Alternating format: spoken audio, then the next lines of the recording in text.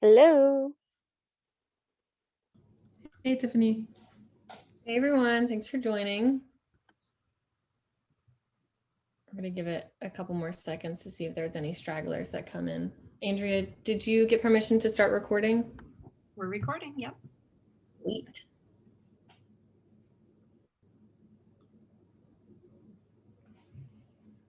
All right, I'm gonna kick us off. So we're gonna do some brief introductions of the speakers and then jump into question and answer. Please raise your hand or use the chat if you have any questions. Mute yourself if you're not speaking, and please ask any question except for quantum. Everything's confidential. Sorry, but other curiosities are welcome. I'll start with introductions. I'm Kate. I'm a design researcher at IBM Quantum. I started in research at a home healthcare company in New Jersey, so a little mom and pop shop. I was the first UX professional at that company, so I kind of started all of the research and UX practice. Thankfully, I was able to get a lot of executive buy-in and got some designers hired, which was really wonderful. And then I took all of that experience to Jefferson, so continuing with my healthcare research, did that for 2 years and then made a pretty stark transition to artificial intelligence and machine learning research with JP Morgan. That was all discovery phase and very interesting to me, but an opportunity came up to do some quantum research, so I jumped on it and now I am at IBM. Andrea, would you like to go next? Yeah, I feel like I kind of already told y'all what I'm about. I'm a bit of a jack of all trades because I've just been moving around sort of similarly, not just in the research space, but I'll tell you a little bit about my methods, I guess. The methods I use are pretty much the same as any UX researcher might use in any role, but because I'm an academic researcher, the goals and outcomes are usually not directed toward a particular product. It's usually trying to discover something like principles about design or ways that people might respond to whole classes of design. So it's, the outcomes are a little bit different. I do a lot of interview-based work and observations. I've used eye tracking. I use online behavior traces like log file analysis to understand what kinds of how people move through an interface, for example, the choices they make, pre and post testing, content analysis. I love doing content analysis of help forums and that sort of thing to understand sort of what challenges people are encountering as they're using a product as opposed to in a lab environment. So yeah, love talking methods if you have questions about methods. And I'm Nanci. As I mentioned before, I'm a UX researcher at Tendo Systems. We're a medical software startup, and we just came out of stealth mode. I'm not too sure, maybe a few weeks ago, and we formed during the pandemic. A lot of us actually are from Thomas Jefferson University. There was a digital innovation group there, and we I think there's like 20 or so of us that kind of spawned and formed this startup with other people throughout the country. Some of them are in Utah, some of them are in California. And I've basically been in healthcare as a UX designer for, I think maybe 4 or 5 years now. I started out as a generalist, but then eventually transitioned more and more specifically into user research, and I'm definitely interested in the patient experience and speaking to patients and kind of championing or like pushing for their voice to be heard as we go through designing products that they'll interact with. And also nurses and doctors, we want to make sure that we talk to everyone. And I started out originally in visual design and kind of just like somehow organically worked my way into UX design and then research. Great, thank you. Does anyone have any questions for us to get started? No? Okay. Can you raise your hand if you're a researcher? Virtually or physically? I got 1, 2, 3, 4. Andrea. 5. Okay, and for those that aren't researchers, what brings you to the research chat? Hi, my name's Bria. I am a digital strategist. I work at Message Agency based in Philadelphia.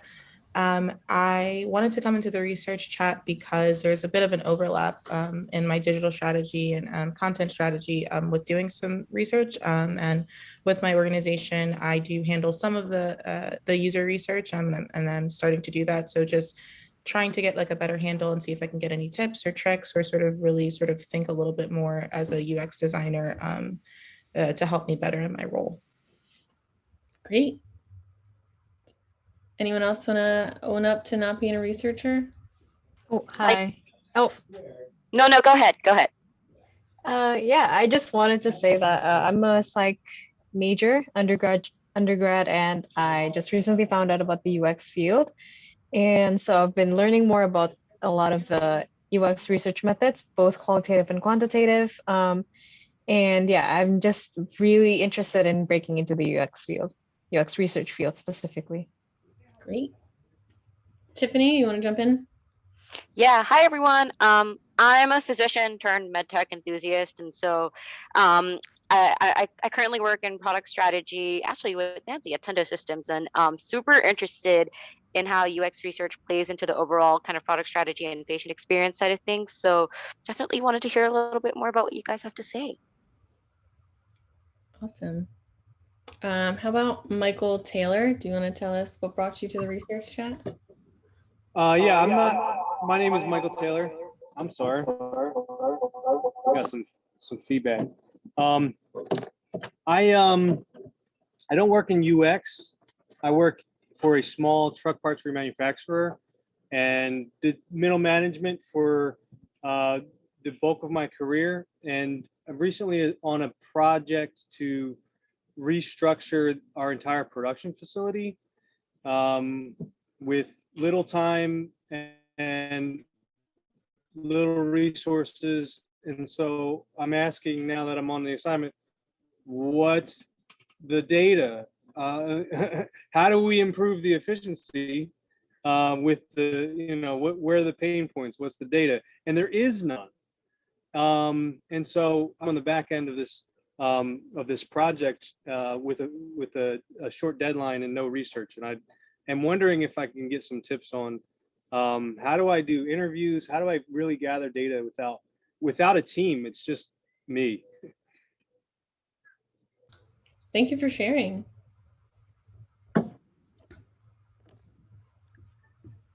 Okay. Can I make a comment? Because that's like a really intriguing problem, right? To have a huge process that needs to be overhauled in a team of one.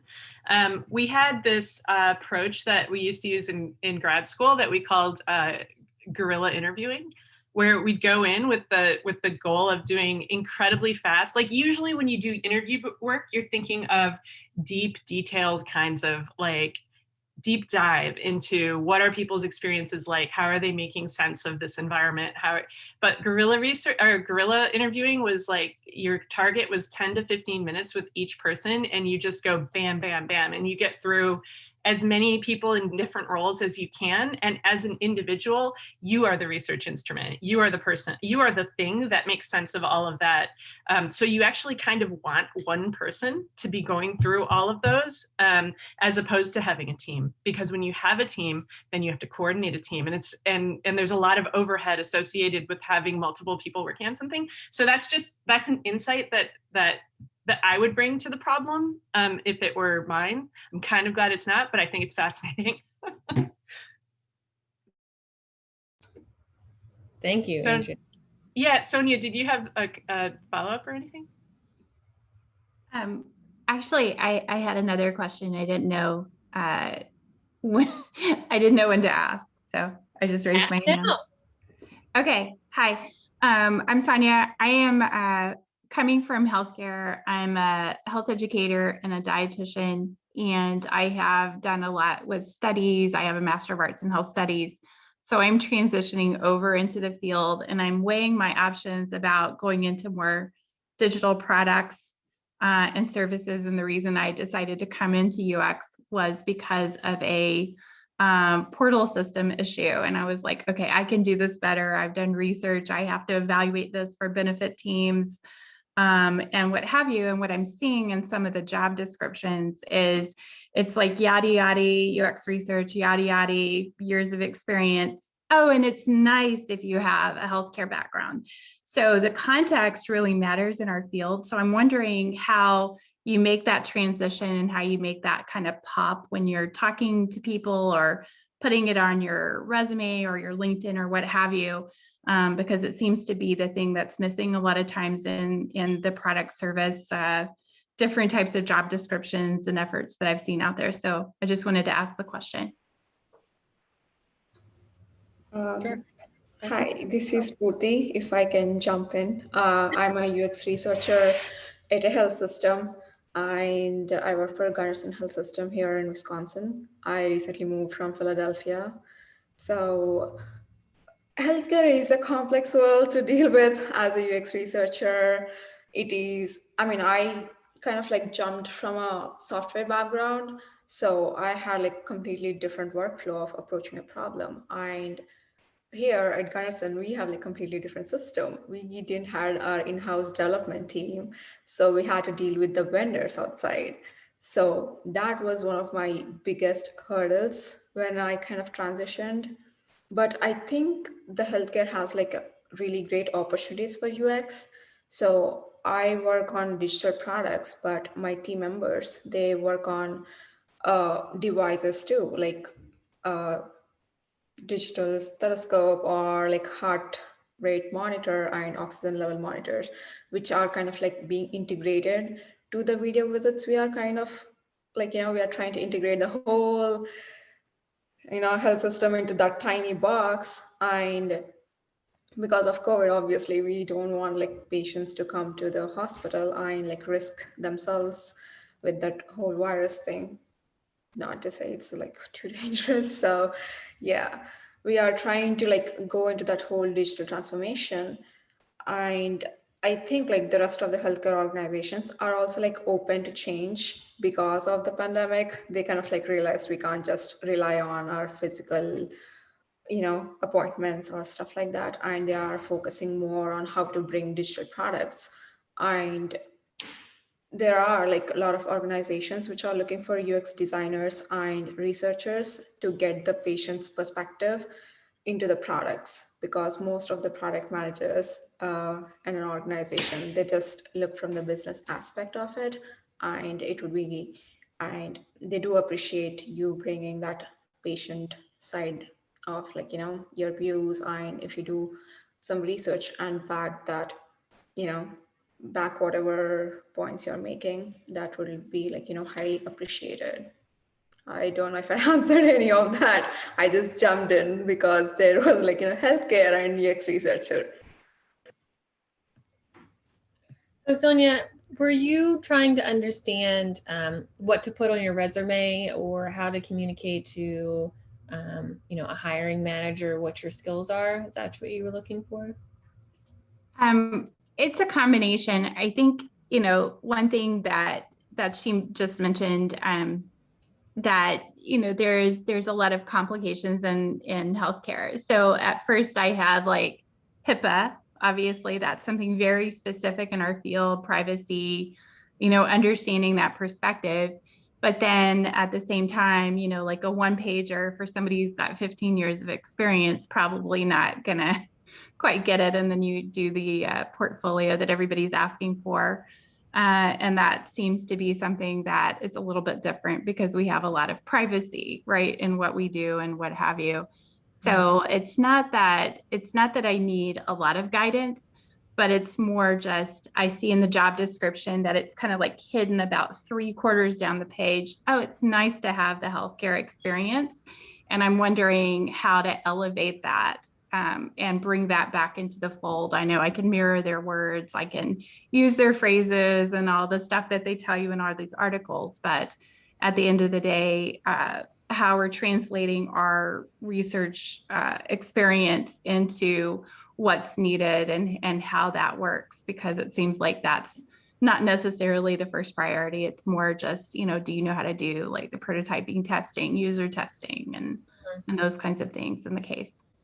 Mm-hmm. Yeah, well, it sounds like you have a passion for healthcare and would want to communicate that, on your resume and in any, interview or conversation with a recruiter. I think that would help to elevate your interest in healthcare and then make it very obvious to the recruiting manager that, you're qualified for that position.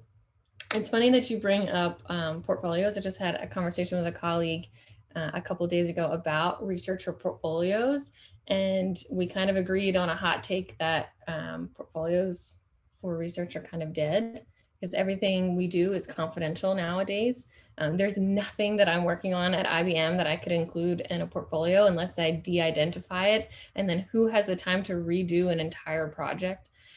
Interested to hear what the other speakers have to say about portfolios, but I think that they're extremely challenging to compile as a researcher, especially in healthcare, or in super high-tech environments where just everything's confidential. Nanci or Andrea, do you have a comment? So my portfolio, I actually haven't updated it because of that. And everyone that I kind of talk to about my work, it usually centers around the process of how you got to whether an iteration or the solution or what the research revealed. It's all about the process. And then sometimes I'll create deliverables around that to sort of do the storytelling for me of the process, whether that's like a journey map that's sort of the culmination of all the research that was done. And yeah, I don't know if portfolios are kind of like the norm when it comes to like UX researchers, and especially if you're in a field that's kind of like deals with sensitive data. Mm-hmm. Mm-hmm. Yeah, I mean, for it really depends on the constraints of the projects that you're working on. I've seen beautiful UX research portfolios from folks who are working. I do a ton of I make it a point that because I'm an academic, all of my work is available to everyone at all times. Like you've got to be able to see my work, or what am I doing, right? That's kind of the whole point, is that I can help improve the nature of design by allowing others to see what I'm doing. And so that's more of a norm in the world that I'm in. Of course, if you are working on proprietary software, that's not going to work. But I also, I interview people all the time for their research skills, because being a professor is very entrepreneurial. You have to go out and get money. Like I go out and get grants, and then I hire people to work on projects, right? And so, so I'm always interviewing people for research skills. And yeah, I mean, I guess I got to say the portfolio isn't the thing. It's how can you talk about research? Can you form a question? Can you talk to me about how you would go about, even just starting to answer that question? We expect research approaches to change as the project goes on. But yeah, it's a really good question. And one that comes up all the time is the role of the portfolio in research. I don't think it's clear. I don't think there's a clear answer. Yeah, when I've applied to jobs, I've always erred on the side of caution and not attached a portfolio and let them ask for it.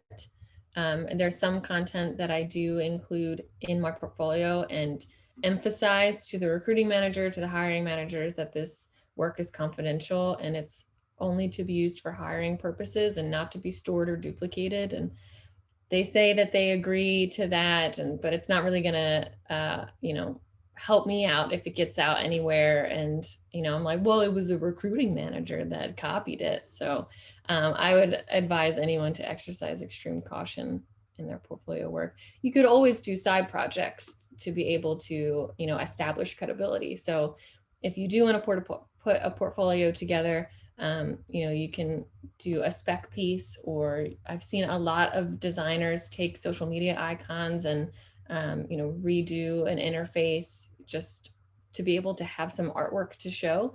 So that would be another tip to you. Is there anything in healthcare that particularly interests you that you could write up a research plan for? And that wouldn't be confidential. That's just an idea of yours. There is a question from Tiffany in the chat that I want to address if you guys are comfortable moving on. Does anyone have any follow-up questions on the portfolios? No? Okay. So Tiffany wants to know future thinking type of work. What are some of the differences in research practices you've experienced between established tech versus experimental tech?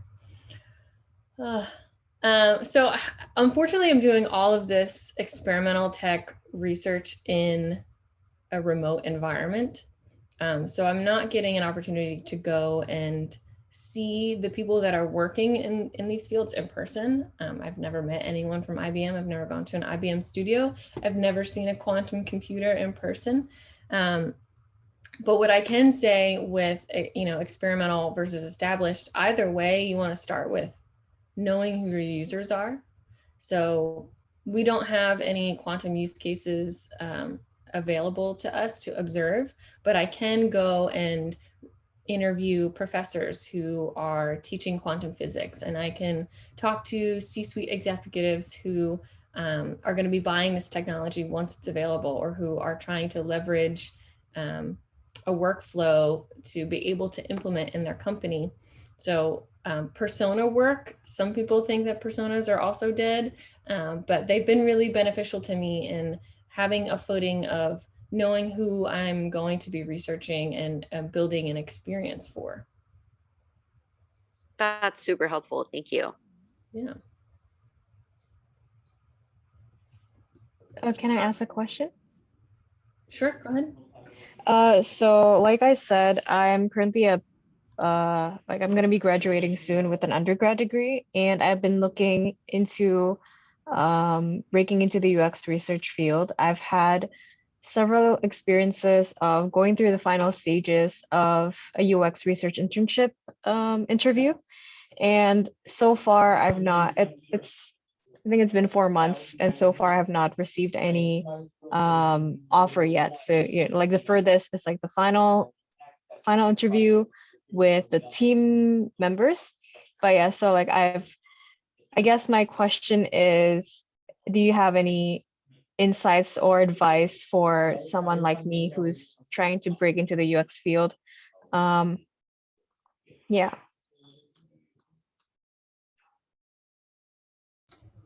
Okay, well, tell us what your passion is. What is it about research that makes you, or UX that makes you want to join this field? Yeah, so I recently found out about the UX research field last December when I was a participant of a user interview myself. And so with a background in psychology, and I've also had experiences doing academic research and recently also product research, I envision myself being the researcher, being the interviewer for people, and being able to listen to other people, being able to listen to their insights, listen to their pain points, all of their feedbacks. Like I love listening to people, and I love being able to help them in a sense. And so, yeah, does that answer your question? For sure. Or do you? Okay. Yeah. So, I mean, I think for anyone that wants to break into user experience and research specifically, you have to have a passion for it. And it sounds like you do, because empathy is so important in the work that we do. Mm-hmm. To be able to look at a user and put yourself in their shoes and try to make the best experience for them, is crucial. So it sounds like you have that, especially with your psych degree.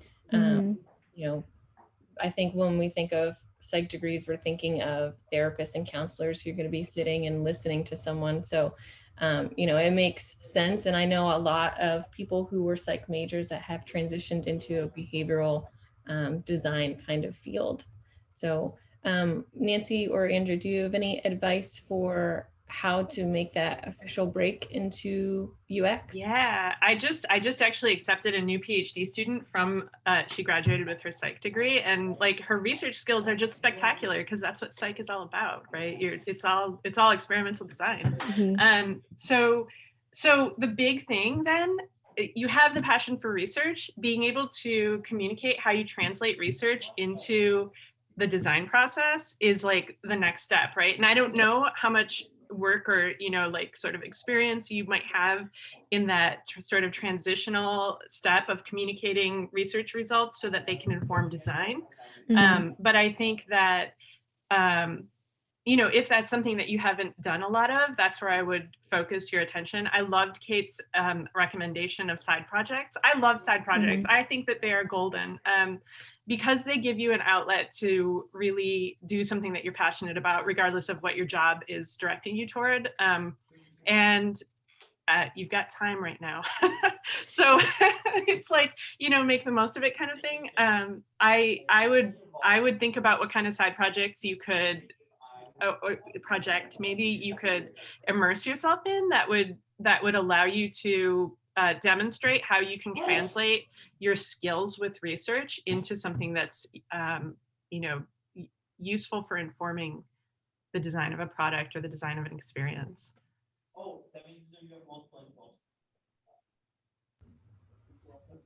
Okay. Yeah, I can just give some, Sorry, I'm gonna call on you, James. Go ahead.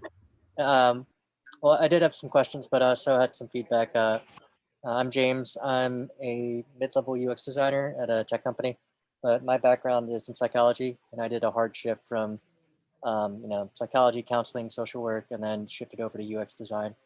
I think just kind of reiterating what everyone's saying, just get involved in like side projects. For me, I got involved in like, hackathons, things like that. Like I like designathons or whatever.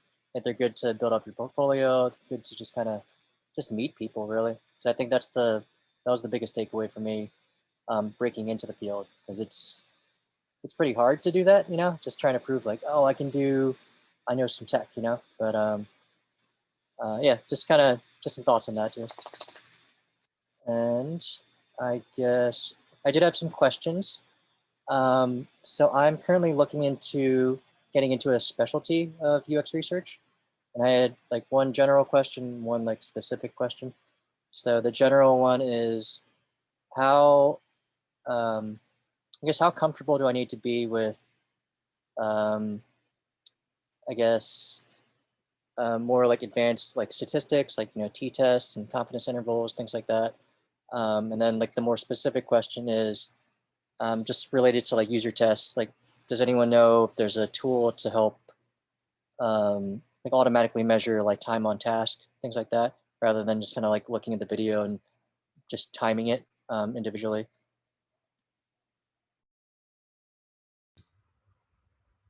Nothing comes to mind for me. Nanci or Andrea, what are your thoughts? Nanci? My thoughts are, I hope Nanci knows of a product that does. Sorry, I had myself on mute. I've played with a few tools. There are quite a few out there that can do like sort of like heat mapping where people are clicking the most. There's how people scroll, even like Rage. I think Rage, is it Rage clicking? But the one that we're using now is maze.co, and you can do like a free trial. So I recommend, there's tons of like free ones that you can try out and just like try the free trial and like set up some prototypes and see which ones you can pull the data that you need from. Because then there's other tools out there that are kind of like overkill and really, really, really expensive, but like just look for the ones that are that to give you what you need and also aren't like crazy expensive, because there's some that are just like, I was amazed. I was like, because I kind of picked out the tool that we're using now and I was doing research, and there's, I think, which one, I can't remember if it's like user testing or one of them's like tens of thousands to start using. Yeah, I used to have access through the university to, that might have been the one. And it was just so complex that I never actually wanted to use all of those functions, and I just did things manually. Yeah, I don't know.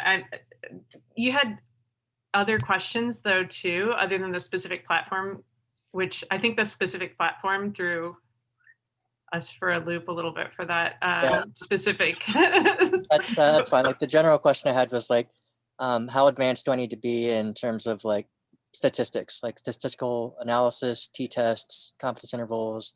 Is that going to be like a big part of the, my research deliverables kind of thing? I think it totally depends on the job. Yeah, I agree. I mean, like if you're going to do A/B testing, for example, and set up like large scale experiments where you're looking to see what kind of user behaviors are being elicited by different design choices, then you're probably going to want to know how to do, manage big data sets and do the analyses on those. I think that's actually probably a growing competence, like something that is in people's pockets more now than they used to be. Traditional UX research has been observational interviews, sometimes experimental designs, eye tracking, that sort of a thing. I think you got to target what you want to do. If you want to be doing stats all day, you can find those jobs. I mean, I have lots of friends at big companies like, using huge data sets at like social media companies, for example. But yeah, they cultivated that skill set. Yeah, it sounds like job descriptions I've seen for quantitative user experience researchers, which have always turned me off because I'm not a quantitative researcher. So, but it's interesting to hear you want to pick that specialty or interested in that specialty, because I don't think I've ever used the phrase, this data is statistically significant, in any of my playbacks or readouts. Especially in healthcare, we were working with such small populations, trying to make large design decisions based on 10 physicians, and none of that was statistically significant. We were utilizing the resources we had available and then business acumen and stakeholder interviews to make those recommendations. So I'd love to hear more about statistically significant user experience research. Anne-Marie, do you want to ask your question? Hi, yes. Hi, I'm Anne-Marie. I have a question for Andrea. And just to quickly introduce myself, I'm a market research analyst at a system integrator that interacts with selling software to federal government.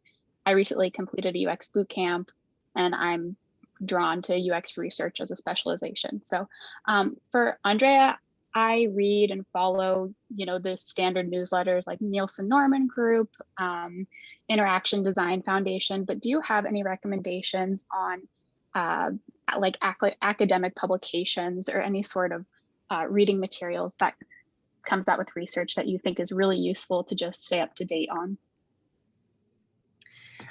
Yeah, so it was, this is a PhillyCHI event, and I'm very active in SIG-Chi. So the parent organization that hosts 36 different conferences in different areas of HCI. So there are like a massive number of publications coming out that are testing different aspects of user experience. And so I really think that, like, as a generalist, you're in the right places. If you really want to dive deep and look at, like, for example, detailed examinations of how people use privacy features in medical applications, or a lot of it's experimental interfaces for different applications.